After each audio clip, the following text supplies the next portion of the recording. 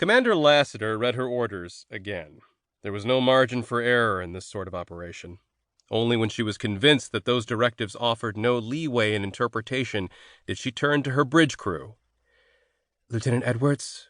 The navigator, sitting at a computer panel to her right, spun in his chair. "Ma'am?" "Program a trajectory for Gongxin and give me the ETA," she said. "Yes, ma'am." Several seconds passed before Edwards spoke again. "The flight path's been set. We'll reach it in 9 minutes after we change our current trajectory. Engage the new flight path." "Yes, ma'am." Lassiter took a calming breath, then activated all speakers across the battleship. "Crew of the UNS Merkel, this is your commander speaking. As of 96 minutes ago, the Martian colony New Fox was bombed without warning by a Chinese destroyer. 6,817 souls were lost. There were no survivors. The United Nations has demanded immediate retaliation. They've chosen as a target the Chinese lunar colony Gongxin, which is China's largest remaining colony in the system. As the only UN battleship in lunar orbit, our orders are clear. Bomb Gongxin until there are no more survivors." She paused. "We will reach Gongxin in 9 minutes. To your battle stations. Arm punch guns 1 through 3. She turned to her first officer, Mac, who watched her intently. "Another one," he breathed.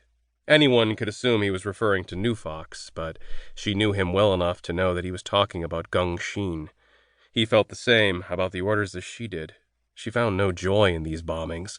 There was no strategic value in killing colonists. There was only vengeance.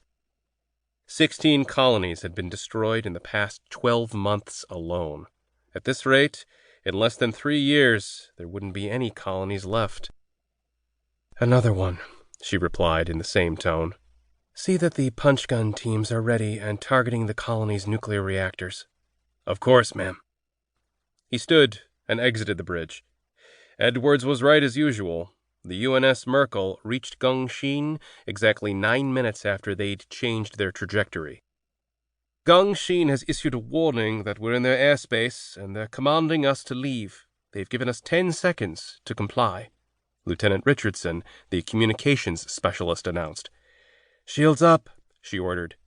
"Shields are up," Stahl, the weapons specialist, replied from her right.